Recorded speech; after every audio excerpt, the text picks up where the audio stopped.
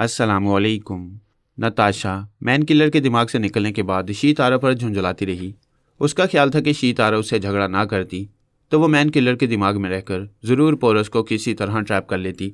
फिर वो मालूम करना चाहती थी कि वो पुरस्कार शख्स कौन हो सकता है जिसने शीतारा के हमले को नाकाम बनाकर पोरस की जान बचाई थी। उसने थोड़ी देर बाद मैन किलर से रब्ता किया, फिर शिकायत की, मैं तुम्हारी बेहतरीन दोस्त साबित हो सकती हूँ, लेकिन तुमने शीतारा की मौजूदगी में मुझे अपने दिमाग से निकाल कर मेरी इंसल्ट की है। तुम्हारी शिकायत दुरुस्त नहीं है। मैंने तुम दोनों को बेहक वक्त दिमाग से निकाला था। चलो अच्छा है वो चली गई, हम काम की बातें करेंगे। तुम दोनों के झगड़े के बायस मैं काम की बातें सोचने के काबिल नहीं रहा था। मैं समझने की कोशिश कर रहा था कि पोरस को बचाने वाला वो पुरस्कार शख्स कौन हो सकता है। मैं तुमसे यही बात करने आई हूँ। मुझे लगता है कि पोरस ने भी अपनी एक मजबूत टीम बनाई है। उस टीम के किसी अहम मातहत ने उसकी जान बचाई है और वह टीम इतनी मुस्ताद और फ़ाल है कि हम वक्त पोरस के अतराफ़ हिफाजती हिसार बनाए रखती है। तुम्हारी ये बात काबिल गौर है। अचानक किसी ने पोरस की जान नहीं बचाई है, बल्कि पोरस पहले से ही हिफाजती इंतजाम रखते हैं। अगर ऐसा है तो हमें समझ लेना चाहिए कि वह एक पुरस्कार और ख़तरनाक तंजीम का सरबराह है। मैं कुछ और सोच रहा हूँ। क्या इसी सिलसिले में? हाँ, मेरे दिमाग में ये बात आ रही है कि फरहाद के फैमिली मेम्बर्स में से किसी ने पोरस को बचाया है। सोचने की बात है, दुनिया के तमाम टेलीपैथी जाने वाले पोरस के जानी दुश्मन बने हुए हैं, लेकिन फरहाद की फैमिली और बाबा साहब के इदारे से पोरस के खिलाफ इक़दाम नहीं किए जा रहे हैं। नताशा ने कहा, यह एक अहम नुकता है। एंटी टेलीपैथी दवा के खिलाफ बाबा साहब के इदारे से कोई मुहिम नहीं चल रही। फरहाद, सोनिया, पारस और अली तैमूर इस मामले में ऐसे खामोश हैं जैसे उनकी टेलीपैथी का इल्म बाकी रहेगा और बाकी हम सब तबाह हो जाएंगे। हो सकता है कि इस सिलसिले में बाबा साहब के इदारे और पोरस के दरमियान कोई खुफिया मुआहदा हुआ हो, और वो मुआहदा ये हो कि पोरस बाबा साहब के इदारे के किसी टेलीपैथी जानने वाले पर वो दवा स्प्रे नहीं करेगा। फिर तो बाबा साहब के इदारे और पोरस की मुतहिदा कुव्वतों के सामने बड़े बड़े ममालिक घुटने टेक देंगे, क्योंकि इस मुतहिदा कुव्वत के पास टेलीपैथी का इल्म होगा और हम उस इल्म के बगैर उनके सामने बेदस्तों पा रहेंगे। ये बात बड़ी ही तशवीशनाक है। पोरस बड़े ममालिक के लिए भी अजाब बन गया है। मैन किलर ने इस सिलसिले में अपने मुल्क के तमाम अकाबरीन से रुजू किया। एक हंगामी इजलास में ये तशवीश ज़ाहिर की कि एक अंदाजे के मुताबिक अगर बाबा साहब के इदारे और पोरस के दरमियान मुआहदा होगा और उस इदारे वालों की टेलीपैथी का इल्म महफूज रहेगा तो हमारी दुनिया में ताकत का तवाज़न बिगड़ जाएगा। वो ख़तरनाक तरीन हथियार से लैस रहेंगे और हम हमेशा उनके ज़ेर असर रहा करेंगे। ये वाकई ऐसी बात थी कि बड़े ममालिक के अकाबरीन की नींद उड़ने वाली थी। अमेरिका के आला हुकाम ने बाबा साहब के इदारे से रब्ता कायम किया। इदारे के इंचार्ज ने कहा, जनाब तबरेज़ी इबादत में मसरूफ़ हैं, किसी भी अहम मामले में हमसे गुफ्तगू की जा सकती है। हम पोरस की उस दवा के बारे में बात करना चाहते हैं जिसके असर से टेलीपैथी का इल्म हमेशा के लिए ख़त्म हो जाएगा। हमने उस दवा के मुताल्लिक सुना है, अभी वो तैयार हो रही है। तैयारी के बाद वो दवा क्या गुल खिलाएगी ये तो बाद में मालूम होगा, लेकिन आप लोगों ने कुछ तो हिफाजती इंतजाम किए होंगे। उस दवा से खुद को महफूज रखने का एक आसान तरीका है कि पोरस से कई किलोमीटर दूर रहा जाए। वो उसी पर दवा स्प्रे करके उसके टेलीपैथी के इल्म को मिटा सकता है जो उसके करीब जाएगा। लेकिन हमें कैसे पता चलेगा कि उसने किन मुकामात पर वह दवा स्प्रे की है, और हमें उन मुकामात से नहीं गुजरना चाहिए। दवा जहाँ भी स्प्रे की जाएगी वो हवा में तहलील होगी और वहाँ के माहौल पर घंटे आधे घंटे तक असरअंदाज होती रहेगी। पोरस बाबा साहब के दायरे के तरफ वो दवा स्प्रे करेगा तो क्या दायरे के अंदर वो दवा नहीं पहुँचेगी? कोई दुश्मनी के इरादे से हमारे इदारे के अतराफ कई किलोमीटर तक नहीं आ सकता। इससे पहले भी नादीदा गोलियां ज़ाया करने के लिए पोरस आया था और नाकाम होकर गया था। फरहाद, अली तैमूर और दूसरे अहम टेलीपैथी जानने वाले अक्सर इदारे से बाहर रहते हैं। क्या उन्हें इस दवा से नुकसान नहीं पहुंचेगा? नुकसान पहुंच सकता है, लेकिन हमारी टेलीपैथी जानने वाले वही एक रास्ता इख्तियार करेंगे, यानी पोरस से बहुत दूर रहा करेंगे। आपका इदारा और फरहाद साहब की फैमिली बहुत मुतमईन है। इससे ये तासुर मिलता है कि आपके इदारे और पोरस के दरमियान कोई खुफिया माहदा हो चुका है। हम भी ऐसा ही सोच सकते हैं। जब आपके टेलीपैथी जानने वाले पोरस से दूर रहकर अपने इल्म को महफूज रखेंगे तो यही तासुर मिलेगा कि आपके और पोरस के दरमियान कोई खुफिया माहदा हो चुका है। आइंदा हमारे तमाम टेलीपैथी जानने वाले पोरस से दूर रहा करेंगे। यह सोचना बहुत बड़ी हमाकत है कि बाबा साहिब जैसा इदारा पोरस से कोई माहदा करेगा। वो आपके लिए एक बलाए कज़ा बन सकता है, हमारे लिए नहीं बन सकता। उसने अब तक हमारे लिए किसी तरह का चैलेंज बनने की हमाकत नहीं की है। जब उसे कोई हमाकत होगी तो हम उससे निमट लेंगे। बाबा साहब के इदारे से रब्ता ख़त्म हो गया। जितने अमरीकी अकाबरीन इजलास में मौजूद थे वो इन जवाबात पर गौर करने लगे जो इदारे के इंचार्ज ने दिए थे। इस बात से सब मुत्तफिक हुए कि उनके टेलीपैथी जानने वालों को जिस्मानी तौर पर पोरस से बहुत दूर रहना चाहिए।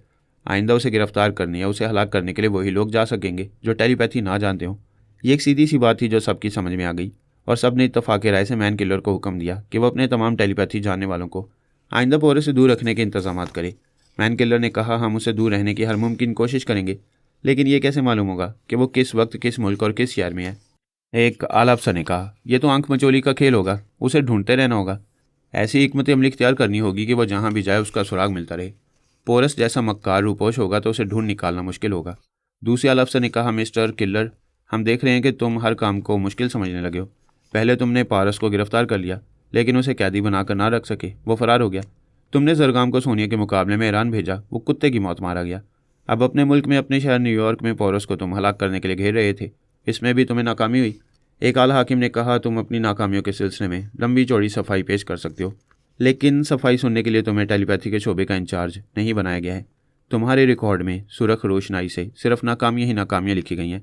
एक आला अफसर ने कहा, तुम्हें 3 माह के लिए टेलीपैथी के शोबे का हेड ऑफ द डिपार्टमेंट बनाया गया था। 2 माह गुजर चुके हैं, बाकी 1 माह में ज़्यादा से ज़्यादा कारनामे अंजाम दो ताकि तुम्हारा मौजूदा ओहदा मुस्तकिल रहे। अब तुम जा सकते हो। मैन किलर दिमागी तौर पर हाजिर होकर झुंझलाने लगा। उसे अकाबरीन पर गुस्सा आ रहा था और तस्लीम भी कर रहा था कि वह अब तक सोनिया, पारस और पोरस के मुकाबले में नाकाम होता रहे। लिहाजा अब यह हद कर रहा था कि अपने मौजूदा ओहदे को बरकरार रखने के लिए उसे किसी नए और ठोस मंसूबे पर अमल करना होगा। दूसरे टेलीपैथी जाने वालों के मुकाबले में नताशा खुद को कमज़ोर समझ रही थी। पहले उसके साथ टेलीपैथी जाने वाली बहन नतालिया थी, जो अब माँ बनने वाली थी और उसके किसी काम नहीं आ सकती थी। वैसे भी वो ज़्यादा ज़हीन और चालाक नहीं थी। नताशा ने क्रिस्टोविस्की को अपना मामूल और ताबेदार बना रखा था। उसे हुक्म दे चुकी थी कि वो पोरस का सुराग लगाता रहे और किसी तरह उसका सही पता ठिकाना मालूम कर सके। क्रिस्टोविस्की ज़हीन था, लेकिन पोरस के मुकाबले में मक्कार नहीं था। वो किसी मौके पर भी पोरस की मक्कारी से मात खा जाता। अब नताशा को अफसोस हो रहा था कि उसने पारस को अपना दुश्मन क्यों बना लिया। उसे दुश्मन बनाकर पहला नुकसान तो ये हुआ कि वो इसराइल में इक़्तिदार से हट गई। वहाँ एल्पा उसकी जानी दुश्मन बन गई। अब ये तशवीश थी कि टेलीपैथिक इल्म जहन से मिट जाएगा तो वो एक मामूली औरत की तरह ज़िंदगी गुजारेगी। अब तक जितने दुश्मन बन चुके हैं उनमें से कोई भी उसे एक चुटकी में मसल डालेगा। 2 मुल्कों और सियासतदानों के दरमियान कभी दुश्मनी होती और कभी दोस्ती। वो पोरस को फिर दोस्त बनाने की कोशिश कर सकती थी, लेकिन ये जानती थी कि पोरस दोस्त बनकर भी उसके टेलीपैथिक इल्म को मिटा देगा। लिहाजा उसे दोस्ती करने से कुछ हासिल न होता। एक पारस ही रह गया था जिससे बहुत सी तवक्कुआत वाबस्ता थीं, ख़ासतौर पर यह कि जब वो अपनी टेलीपैथिक इल्म को उस दवा के असर से किसी तरह बचाता तो नताशा की टेलीपैथी की हिफाजत भी करता। नताशा ये अच्छी तरह जानती थी कि वो दोस्ती नहीं करेगा, उसे दोस्ती करने पर मजबूर करना होगा। उसकी किसी कमज़ोरी को हाथ में लेकर उसे खेलना होगा। वो ऐसा कर सकती थी, लेकिन ऐसा करने की कोई अच्छी सी तदबीर जहन में नहीं आ रही थी। सोचते रहने से, तदबीर करते रहने से कभी ना कभी मंजिल मिल जाती है। नताशा एक बहुत बड़ी ज्वेलरी की दुकान में जेवरात पसंद कर रही थी। जेवरात औरत की कमज़ोरी होती हैं, यह नताशा की भी कमज़ोरी थी। टेलीपैथी के तोफ़ैल उसके पास दौलत की कमी नहीं थी। वह महंगे से महंगे हीरे जवाहरात जड़े हुए जेवरात खरीदा करती। उसने हीरे का एक सेट निकाल कर आईने में देखते हुए पहना। उस दुकान में चारों तरफ ऊपर से नीचे तक आईने लगे हुए थे। जेवरात पहनने वालियाँ खुद को हर जाविये से आईने में देखकर खुश होती थीं। नताशा भी जगमगाते हुए हीरों का नेकलेस पहनकर खुश हो रही थी। ऐसे वक्त आईने में एक हसीन औरत नजर आई। उसने खूबसूरत नेकलेस पहना था, एक बेइंतहा कीमती और नायाब हीरा उस नेकलेस के लॉकेट की जगह जगमगा रहा था। नताशा ने ज़िंदगी में पहली बार इतना खूबसूरत हीरा देखा। उसने दुकानदार से पूछा, क्या उसने ये हीरा आपकी दुकान से खरीदा है? दुकानदार ने दूर से उस हीरे को देखा, फिर कहा, मैंने आज से पहले इतना खूबसूरत हीरा नहीं देखा, वाकई बेमिसाल है। वो बोली, जो जेवर बेमिसाल होता है उसे मैं अपने बदन पर सजाती हूँ। अगर आप हुक्म दें तो मैं बिल्कुल ऐसे हीरा आपके लिए तैयार कर सकता हूँ। तैयारी में 10-12 दिन लग जाएंगे। वो दिल ही दिल में बोली, मैं और 10-12 दिन इंतज़ार करूँ? इंतज़ार वो करते हैं जो मजबूर होते हैं। मैं तो इसके दिमाग पर कब्जा जमा कर चंद घंटों में यह नायाब हीरा हासिल कर लूँगी।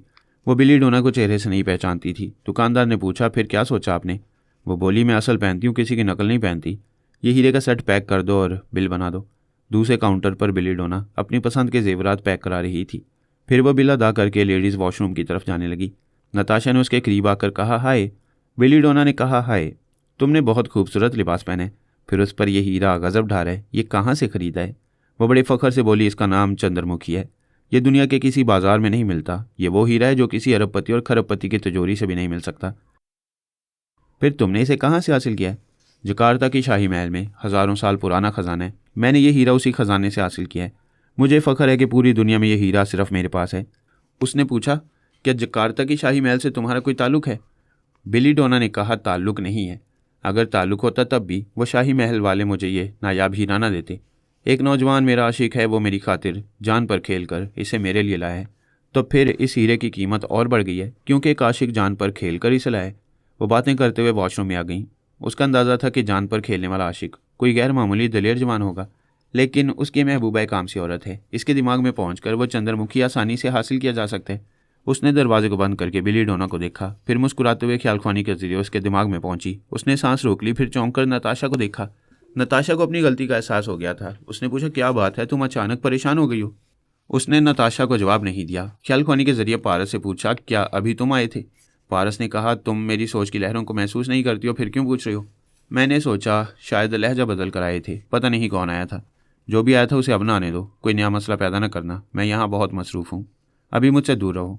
बिली डोना दिमागी तौर पर वॉशरूम में हाजिर हो गई।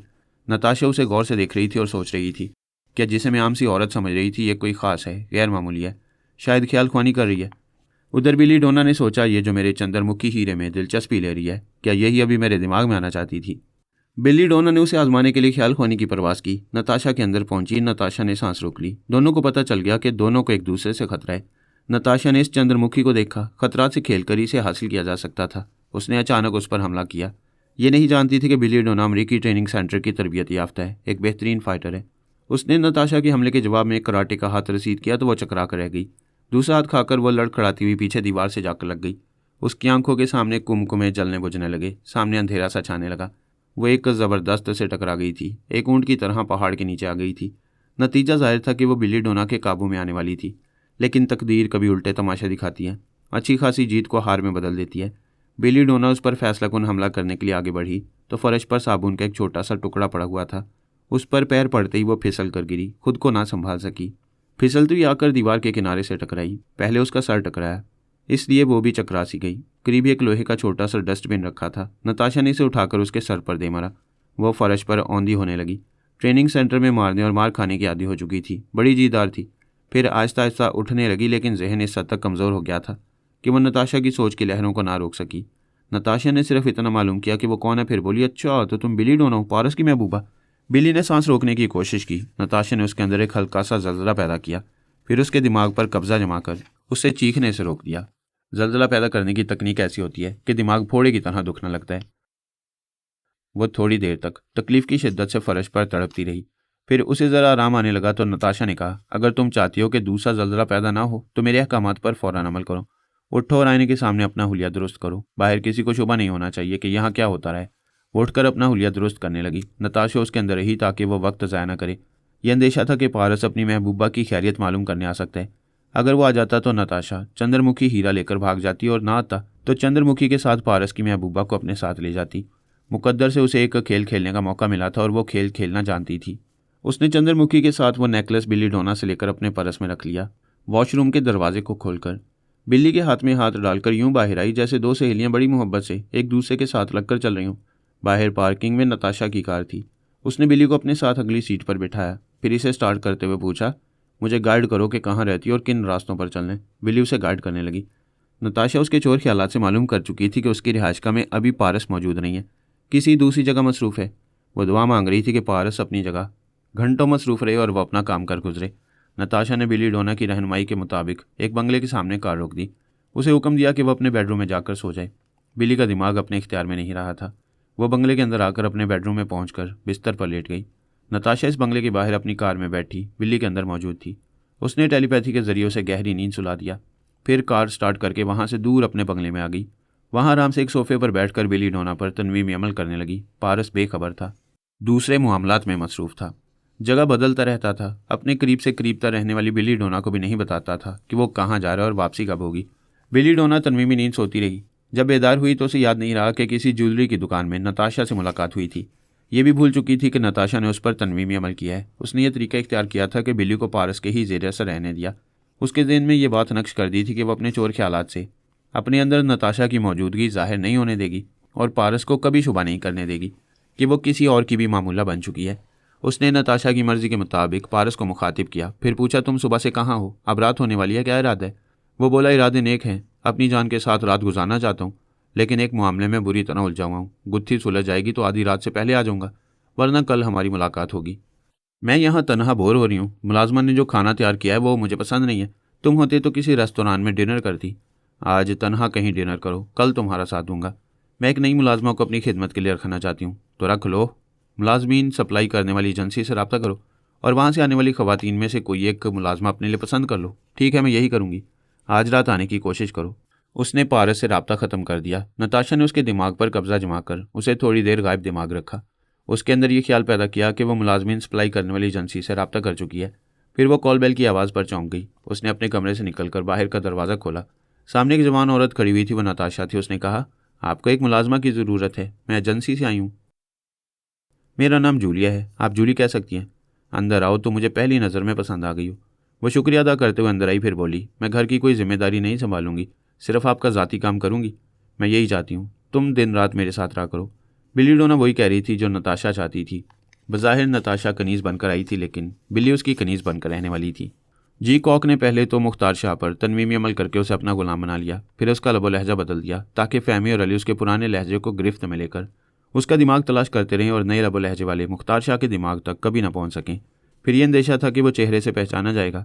जी कॉक ने मास्क मेकअप के जरिए उसका चेहरा तब्दील कर दिया, उसके दिमाग से शराब और शबाब की ख्वाहिश को निकाल दिया, उसकी पूरी शख्सियत बदल कर रख दी। फ़हमी अपने बाप के कातिल को जिंदा नहीं छोड़ना चाहती थी। वो और अली कई बार ख्याल ख्वानी के जरिए उसे तलाश करते रहे और नाकाम होते रहे। कभी उन्होंने सोचा वो मर गया है, इसीलिए उसका दिमाग नहीं मिल रहा। कभी ये ख्याल कायम किया कि किसी ने तनवीमी अमल के जरिए उसका लबो लहजा बदल दिया है। फ़हमी ने पूछा, वो कौन हो सकता है जिसने मुख्तार शाह की शख्सियत इस तरह तब्दील की है कि हम उस तक नहीं पहुंच पा रहे। अली ने कहा, मुझे जी कॉक का ख्याल आ रहा है, वही ऐसा कर सकते हैं। फ़हमी ने पूछा, जी कॉक? हाँ, तुम्हें याद है जब हम उन दोनों लॉर्ड्स को उनके बुरे अंजाम तक पहुंचाना चाहते थे तो जी कॉक उनकी मदद के लिए आया था। फिर कोई बात नहीं बनी तो उसने हमसे दोस्ती करनी चाहिए थी। हाँ, मैं उसे भूल चुकी थी। वो टेलीपैथी के जरिए एक लॉर्ड के अंदर आकर कोई समझौता करके उन लॉर्ड्स को बचाना चाहता था, और वो शायद इसलिए ऐसा कर रहा था कि उन लॉर्ड्स की तरह उसका ताल्लुक भी अंडरग्राउंड माफिया से होगा। वो टेलीपैथी जानता है, उसी ने मुख्तार शाह पर तनवीमी अमल करके उसकी शख्सियत तब्दील की होगी। ओके, अब हमें अंडरग्राउंड माफिया के छोटे बड़े मुजरिमों का सुराग लगाना होगा, इस तरह हम जी कॉक तक पहुंच सकेंगे। वो दोनों जल्लो पार्क में बैठे हुए थे। अली ने कहा, काम काम और काम, ज़हन थक जाता है। इस खूबसूरत पार्क में खूबसूरत बातें की जाएं तो हमारी थका देने वाली ज़िंदगी में फूल खिल सकते हैं। फ़हमी ने शर्मा कर सर झुका लिया। अली ने कहा, बड़ी मुश्किल है, जब मैं दिल की बात करता हूँ तो तुम शर्मा कर गूंगी बन जाती हो। वो उसे चोर नज़रों से देखकर बोली, मैं क्या बोलूँ? कुछ तो बोलो। 1 बरस पहले हमारी मुलाकात हुई थी, फिर हालात ऐसे पेश आए कि हम एक साथ रहने लगे। कोई यकीन करेगा कि हम महीनों दिन रात साथ रहकर भी कमाने। वो मुँह छुपाकर मुस्कुराने लगी। वो बोला, अगर हमारी शादी हो जाती तो इस पार्क में हमारा एक बच्चा खेल रहा होता। वो शर्मा कर खड़ी होगी, अपने सर पर आंचल रखकर बोली, कैसी बातें कर रहे हैं, शर्म नहीं आती? वो पार्क के बाहर जाने लगी। उसने साथ चलते हुए पूछा, किसी काजी के यहाँ चल रही हो? वो हंसने लगी, आज तुम अपने मजाज के खिलाफ बोल रहे हो और खूब बोल रहे हो। वो दोनों कार में आकर बैठ गए। अली ने उसका हाथ थाम कर कहा, क्या ख्याल है, मैं मामा आमना से बात करूं? कल ही हमारा निकाह हो जाएगा। वो सर झुकाकर बोली, मैं दिलो जान से तुम्हारी हूँ, लेकिन अभी शादी की बात ना करो। क्या तुम शादी नहीं करना चाहती? चाहती हूँ, लेकिन पहले अब्बू के कातिल को जहन्नुम में पहुँचाना चाहती हूँ। अली ने एक सर्द आह भरी, फिर कार स्टार्ट करके आगे बढ़ाते हुए कहा, पता नहीं वो कमबख्त मुख्तार शाह कहाँ गुम हो गया है। वो ना मिला तो मैं कमारा रह जाऊँगा। वो दूसरी तरफ मुंह फेर कर मुस्कुराने लगी, फिर बोली, हम लंच मामा के साथ करेंगे, क्या ख्याल है? अली ने अपनी कार का रुख अपनी वालदा आमना फरहत की कोठी की तरफ मोड़ दिया। जरा आगे जाकर उसने अचानक कार की रफ्तार सुस्त कर दी। एक कार उसे ओवरटेक करती हुई खातून को टक्कर मारती हुई बड़ी तेज़ रफ्तारी से दूर होती चली गई। वहीं ट्रैफिक पुलिस का एक सार्जेंट खड़ा हुआ था। उसने अली को कार रोकने का इशारा किया। अली ने कार रोकी और बाहर आकर उस खातून को सहारा देकर उठाया। उसके सर से लहू बह रहा था। फ़हमी ने सार्जेंट से कहा, तुमने उस गाड़ी को क्यों नहीं रोका जो इतना बड़ा हादसा करके गई है? ये तुम्हारे पास सरकारी मोटरसाइकिल किस लिए है? क्या उसका ताकुब नहीं कर सकते थे? सार्जेंट ने कहा, उसका ताकुब करने जाता तो ये खातून यहाँ मर जाती। प्लीज़ पहले इसे अस्पताल ले चलें। उस खातून को पिछली सीट पर लिटा दिया गया। फ़हमी स्टीयरिंग सीट पर आकर कार ड्राइव करने लगी। सार्जेंट अपनी मोटरसाइकिल पर उनके पीछे आने लगा। अली ने सार्जेंट के अंदर पहुंचकर उसके ख्यालात पढ़े। पता चला कि जो शख्स तेज़ रफ्तारी से ड्राइव करता हुआ उस खातून को जख्मी करता हुआ गया है वो एक MNA क्रीम यज़दानी का बेटा है। अगर सार्जेंट उसके खिलाफ कानूनी कार्रवाई करना चाहता तो उसकी नौकरी ही चली जाती। अस्पताल पहुंचकर खातून को इमरजेंसी वार्ड में पहुंचाया गया। अली ने सार्जेंट से कहा, वो गाड़ी वाला किसी बड़े बाप का बेटा था, इसलिए तुम उसके पीछे नहीं गए। खातून को अस्पताल पहुंचाकर हमदर्दी जता रहे हो। सार्जेंट ने कहा, ज़्यादा बातें ना करो, मैं ये केस तुम पर उल्टा सकता हूँ कि तुमने उसे टक्कर मारी है। वो खातून अंधी है, वो टक्कर मारने वाले को पहचान नहीं सकेगी। मेरी चशमदीद गवाही तस्लीम की जाएगी। अली ने डरते हुए कहा, मैं भूल गया था कि आप पुलिस वाले उलट फेर के माहिर होते हैं, दिन को रात कर देते हैं, शेर को बकरी और बकरी को शेर बना देते हैं। प्लीज़ आप अपना बयान दें ताकि वो अस्पताल वाले खातून को यहाँ दाखिल कर सकें। आप आए हो सीधे रास्ते पर।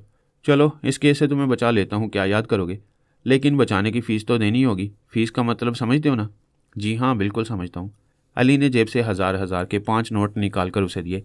वह रकम लेकर जेब में रखते हुए डॉक्टर के चैम्बर में गया। फिर उसने ट्रैफिक सार्जेंट की हैसियत से बयान लिख दिया कि वह हादसे का चशमदीद गवाह है और चाहते कि खातून को फ़ौरन तिब्बी इमदाद पहुंचाई जाए। खातून की हालत ख़राब थी, बहुत खून बह चुका था। उसे फौरी तिब्बी इमदाद पहुंचाने के बाद अस्पताल में दाखिल कर लिया गया। सार्जेंट वहां से जाना चाहता था, अली उसके दिमाग में बैठ गया। उसने वापस आकर अली को 5,000 रुपये दिए। अली ने रुपए अपनी जेब में रख लिए। वह वापस जाने लगा, फिर रुक गया। उसके दिमाग को ज़रा ढील मिल गई थी। उसने पलट कर कहा, वो 5,000 वापस करो। कौन से 5,000? वो जो अभी मैंने तुम्हें दिए हैं। वो मेरे थे, मेरी जेब में आ गए। अगर तुम रिश्वत मांग रहे हो तो मैं दे सकता हूँ, लेकिन ऊंची आवाज़ में मांगो। बकवास ना करो, खामोशी से दे दो, वरना मैं डॉक्टर से वो बयान वापस लेकर तुम्हारे खिलाफ बयान दूंगा और पुलिस को बुलाऊंगा। खातून की मरहम पट्टी हो चुकी है, उसे अस्पताल में दाखिल किया जा चुका है, उसे खून दिया जा रहा है। मैं मुतमईन हूँ और तुम्हें समझाता हूँ, अपना फ़र्ज अदा करो। जिस शख्स ने उस खातून की जान लेना चाहिए उसके खिलाफ कानूनी कार्रवाई करो। तुम मुझे कानून सिखा रहे हो? मैं अभी बयान देकर तुम्हारे खिलाफ कानूनी कार्रवाई करूंगा। वो डॉक्टर के चैम्बर में आया, लेकिन अपनी मर्जी से कुछ न कर सका। उसने अली की मर्जी के मुताबिक MN करीम यज़दानी से रब्ता किया, फिर कहा, जनाब, मैं एक ट्रैफिक सार्जेंट बोल रहा हूँ। आपके साहबजादे शहाब यज़दानी ने तेज़ रफ्तारी से कार ड्राइव करते हुए एक अंधी खातून को बुरी तरह जख्मी किया है। वो खातून अस्पताल में है। मैं इलाके के थाना इंचार्ज के पास FIR दर्ज कराने जा रहा हूँ। करीम यज़दानी ने गरज कर कहा, तुम मेरे बेटे के खिलाफ ऐसा करोगे? क्या अपनी वर्दी उतरवाना चाहते हो? तुम्हारा नाम क्या है और किस इलाके से बोल रहे हो? मैं बताऊंगा तो आप मुझसे पहले थाने पहुंचकर अपने बेटे को बचा लेंगे। उसने रिसीवर रख दिया, तेजी से चलता हुआ बाहर आया, फिर अली को देखकर रुक गया। सोचने के अंदाज में बोला, मैं डॉक्टर के पास गया था, मगर MNA साहब से उल्टी सीधी बातें करता रहा। वह फिर फ़ोन करने के लिए जाना चाहता था, लेकिन तेज़ी से चलता हुआ अस्पताल के बाहर जाते हुए बड़बड़ाने लगा, मुझे क्या हो गया है? मैंने 5,000 जैसी बड़ी रकम खुद ही वापस कर दी। इस जवान के खिलाफ कार्रवाई करना चाहता था, लेकिन MNA साहब को चैलेंज कर दिया। उनके बेटे के खिलाफ कार्रवाई की धमकी दे दी। मैं उल्लू का पट्टा हूँ। अभी MNA साहब के घर जाकर माफ़ी मांगकर अपनी नौकरी बचाऊंगा। अली उसे छोड़कर MNA करीम यज़दानी की खोपड़ी में पहुंच गया। वो ये सोचकर परेशान हो रहा था कि बात थाने तक पहुंचेगी तो उससे भी आगे प्रेस वालों तक पहुंच सकती है, लिहाजा उसे पहले ही थाने वालों से निमट लेना चाहिए। लेकिन वो नहीं जानता था कि हादसा कहाँ हुआ है और वह किस इलाके का थाना है। उसने गुस्से से अपने बेटे शहाब यज़दानी को आवाज़ दी, शहाब, शहाब। बेगम ने ड्राइंग रूम में आकर पूछा, क्यों इस उम्र में शबाब को पुकारें? मैं अपनी जवानी को नहीं, जवानी की गलती को पुकार रहा हूँ। कहाँ है वो गधे का बच्चा?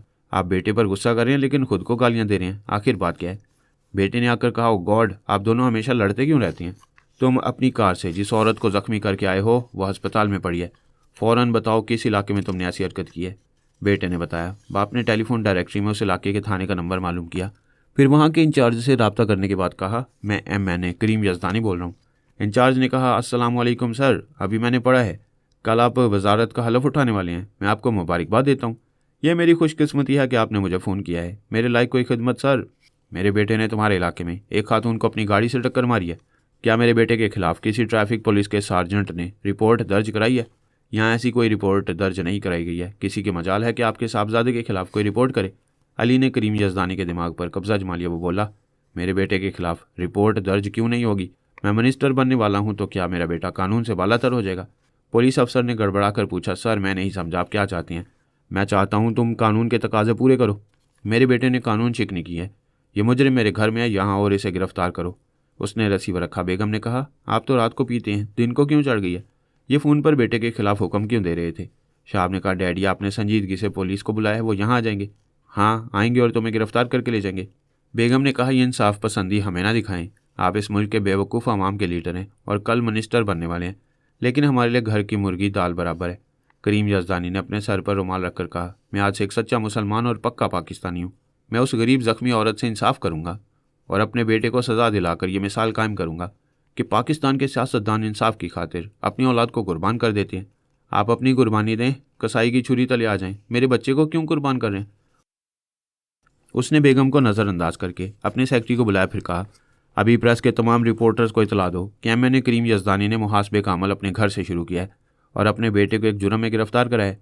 तमाम अखबारात के रिपोर्टर्स और फोटोग्राफर्स पुलिस स्टेशन जाकर तफसीलात मालूम कर सकते हैं। सेक्रेटरी हुक्म की तामील के लिए चला गया। बेगम ने करीब आकर शौहर की पेशानी पर हाथ रखा, फिर कहा, बुखार नहीं है, फिर क्यों हज़ियान बक रहे हैं? शाहब ने कहा, मम्मी बात प्रेस वालों तक पहुंचेगी तो हमारी बड़ी बदनामी होगी। अखबार वाले नमक मिर्च लगाकर बात का बतंगड़ बना देते हैं। पुलिस अफसर ने दरवाजे पर आकर सलाम किया, फिर कहा, सर बंदा हाजिर है, हुक्म करे। बेगम ने कहा, अरे ये क्या हुक्म देंगे? ख्वामखा तुम्हें बुला लिया, डॉक्टर को बुलाना चाहिए था, इनका दिमाग चल गया है, हम इन्हें पागल खाने ले जाएंगे। करीम यज़दानी ने गरज कर कहा, बेगम अब अगर तुमने मेरे लिए तौहीन आमेज़ अल्फाज इस्तेमाल किए तो मैं सबके सामने तुम्हें धक्के देकर घर से निकाल दूंगा।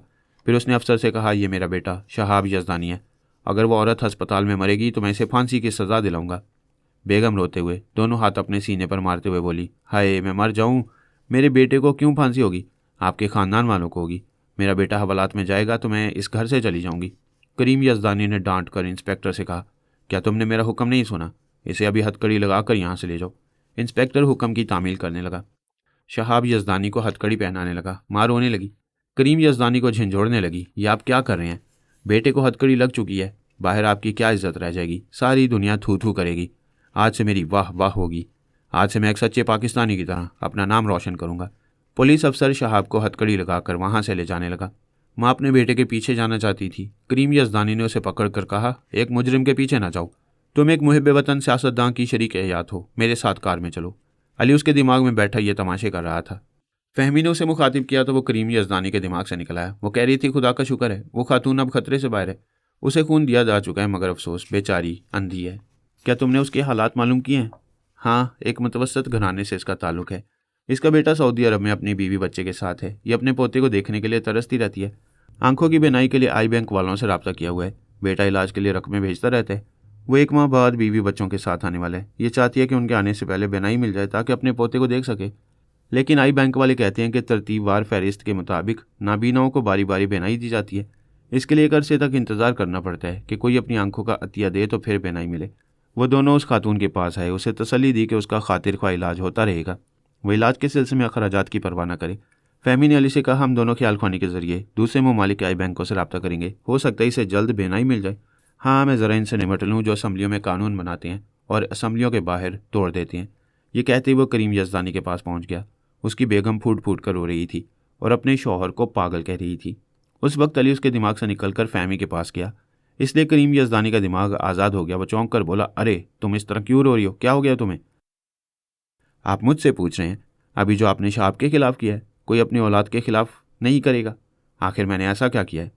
मालूम होता है आप नॉर्मल हो रहे हैं। क्या आपको याद आ रहा है कि आपने अपने बेटे को हथकड़ियाँ लगवा कर थाने भेज दिया? मैंने ऐसा किया है? हरगिज़ नहीं। नहीं, लेकिन ज़रा ठहरो, मुझे सोचने दो। वो सोचने लगा। उसे याद आ रहा था कि उसका दिमाग अपने काबू में नहीं था।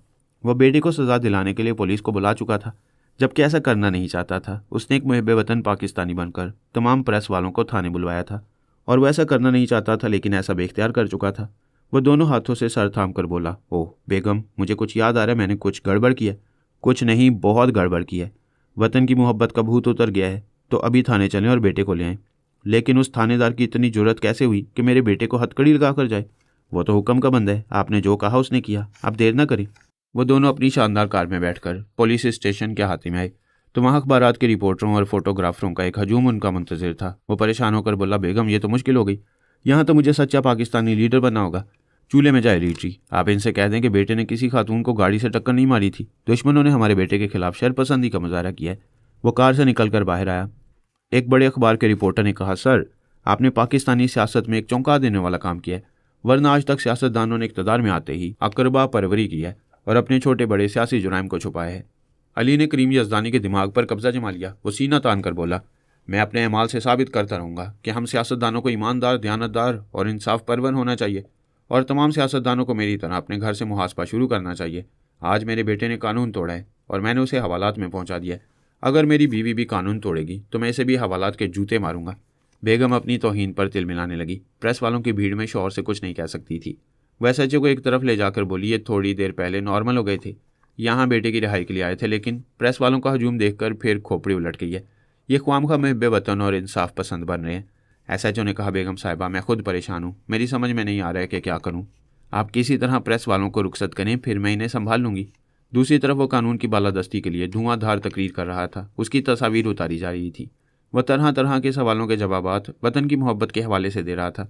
उस वक्त तक पुलिस डिपार्टमेंट के बड़े बड़े अफसरान आ गए थे।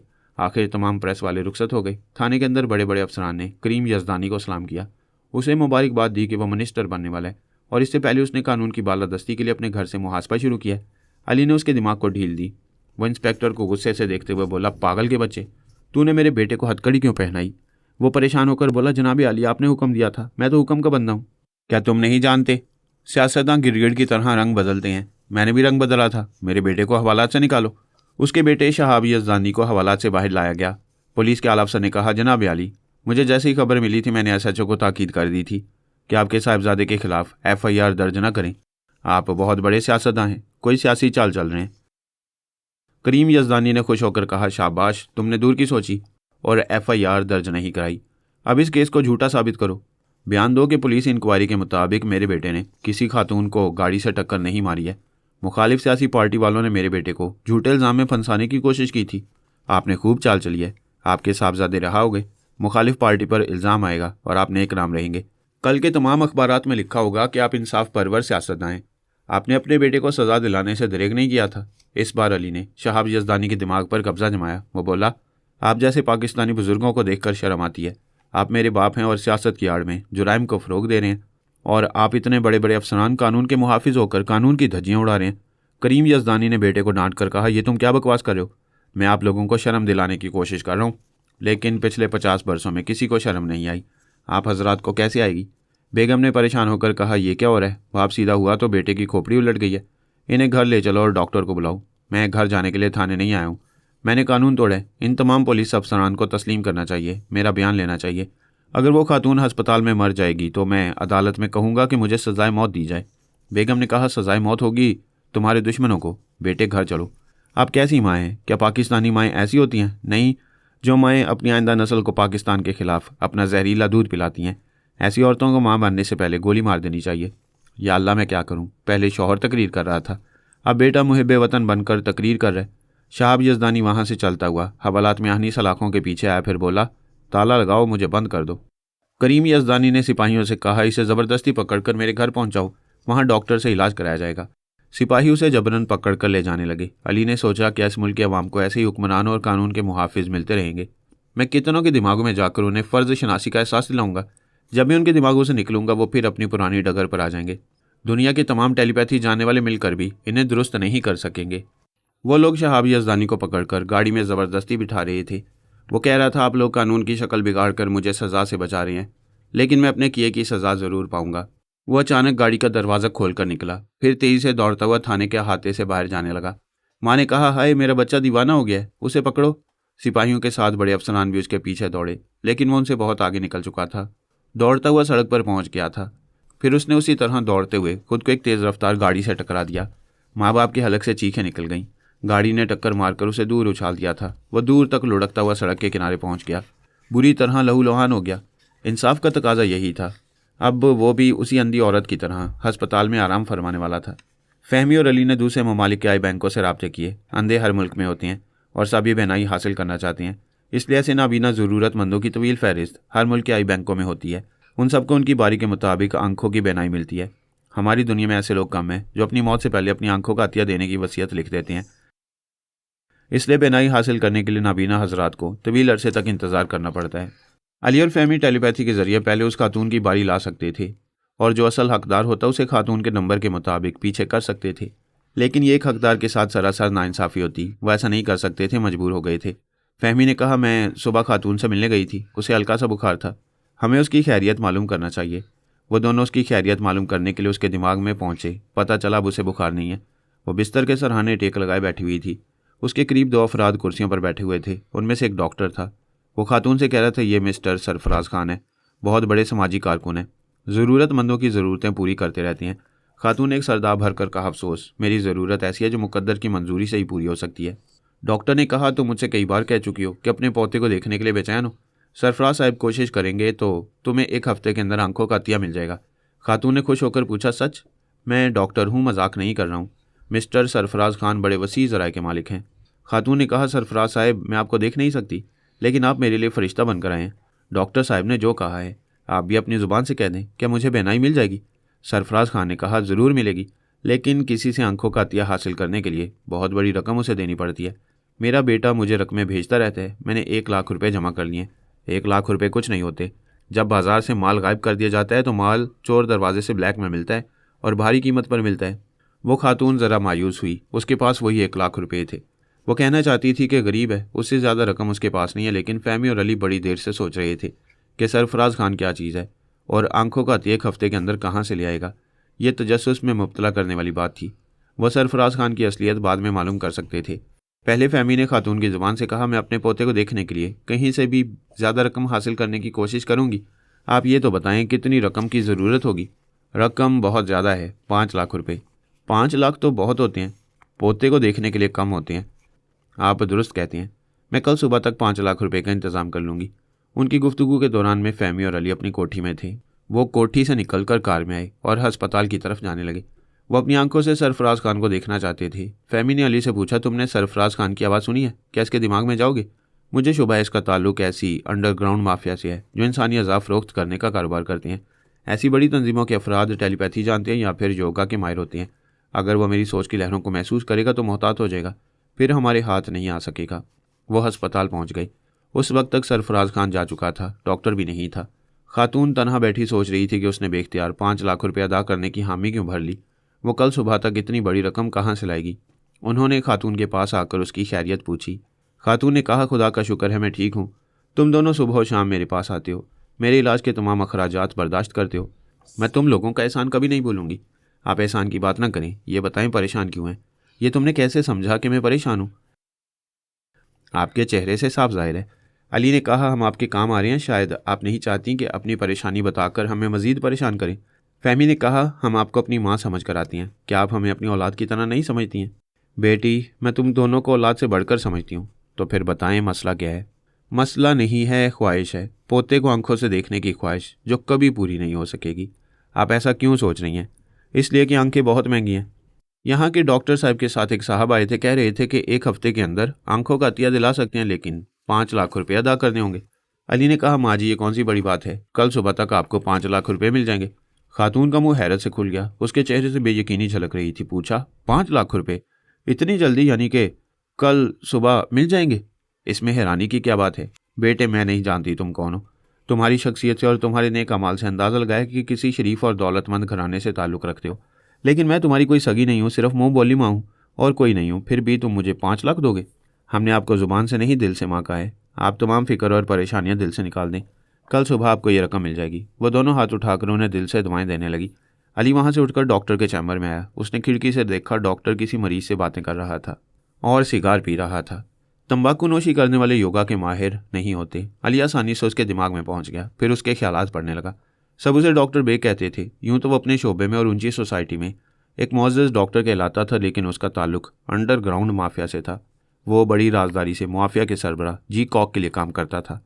डॉक्टर के ख्यालात यहाँ तक पढ़कर अली को खुशी हुई कि जी कॉक तक पहुँचने का एक रास्ता निकल रहा है। उसके ख्यालात से ये भी मालूम हुआ कि सरफराज खान उस माफिया का एजेंट है। वो बड़े बड़े दौलतमंद जो दिल के मरीज़ होते हैं या जिनके गुर्दे नाकारा होते हैं या जिनकी बेनाई जाती रहती थी, उनसे सरफराज खान रब्ता करता और उनसे भारी रकमें लेकर उनके लिए हस्बे ज़रूरत दिल, गुर्दे और आंखें मुहैया करता। अली के जहन में ये बात आई कि सरफराज खान ही मुख्तार शाह हो सकता है। उसके चोर ख्यालात पढ़ने के बाद उसकी असलियत मालूम हो सकती थी, लेकिन डॉक्टर के ख्यालात पढ़ने से पता चला कि सरफराज खान शराब और शबाब से परहेज़ करता है और कुछ पुरस्रार से अक्सर डॉक्टर के दिल की बातें समझ लिया करता है। इस तरह ये मालूम हो गया कि सरफराज खान टेलीपैथी जानता है, यकीनन योगा का माहिर होगा। अली को दिमाग में नहीं आने देगा। उसने फहमी को ये बातें बताई। वो बोली, मैं अब्बू के कातिल को उसके बुरे अंजाम तक पहुंचाने के लिए बेचैन हूँ। मेरा भी जहन यही कहता है कि ये कम वक्त मुख्तार शाह है, लेकिन हम ज़रा सब्र व तहम्मुल से सरफराज खान की असलियत मालूम करेंगे। सरफराज खान और मुख्तार शाह अगर दो अलग शख्सियतें हैं, तब भी सरफराज खान के ज़रिए मुख्तार शाह तक पहुँच सकेंगे। हमें उसे बेनकाब करने के लिए बड़ी हिकमत अमली से काम लेना होगा। हिकमत अमली यही हो सकती थी कि जी कॉक तक पहुँचने के लिए उससे बराह रास्त या बिलवास्ता रब्ता रखा जाए। वो हमसे मुँह छुपाने वाला भी बराह रास्ता रब्ता नहीं रखेगा, खुद भी छुपेगा और मुख्तार शाह को भी हमसे छुपाएगा। इसका दूसरा रास्ता यह था कि उससे बिलवास्ता ताल्लुक़ रखा जाए। जी कॉक इंसानी अज़ा को फ़रोख्त करने का कारोबार करता था। अली ने फहमी से कहा, हम दूसरों को गाहक बनाकर सरफराज खान से कारोबारी सिलसिला जारी रखते हुए ज़रूर जी कॉक तक पहुँच जाएंगे। फहमी ने कहा, हम यही करेंगे। उस खातून के ज़रिए यह सिलसिला शुरू हो रहा है। आइंदा भी सरफराज खान के लिए नया गाहक पैदा किया जाएगा।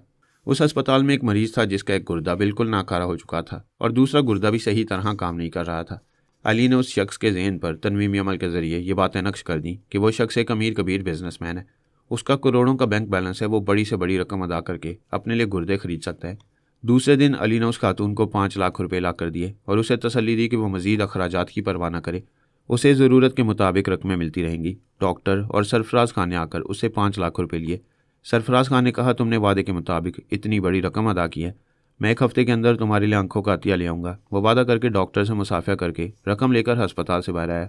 अली अपनी कार में बैठा हुआ उसका ताक़ुब कर रहा था। जब अपनी कार में जाने लगा तो अली उसका ताक़ुब करने लगा। लाहौर के बाज़ इलाकों में ट्रैफिक की बड़ी बदनज़मी है। किसी भी चौराहे पर गाड़ियाँ एक दूसरे के आमने सामने और आगे पीछे इस तरह फंस जाती हैं कि ना आगे बढ़ने का रास्ता खुलता है, ना वापसी के लिए रास्ता मिलता है। इस तरह सरफराज खान उससे कुछ आगे था, उसे आगे बढ़ने का रास्ता मिल गया। अली कुछ गाड़ियों के पीछे था, उसे रास्ता ना मिल सका, इस तरह वो पीछे रह गया।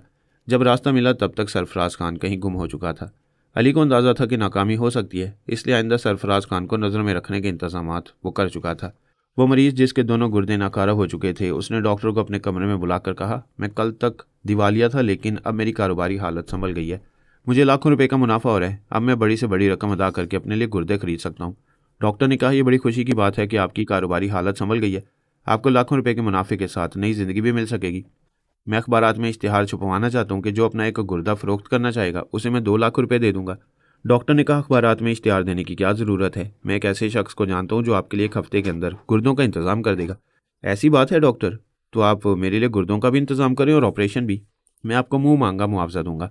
डॉक्टर ने उसी दिन सरफराज खान को फ़ोन पर बताया कि एक नया गाहक है, वो अस्पताल आ जाए।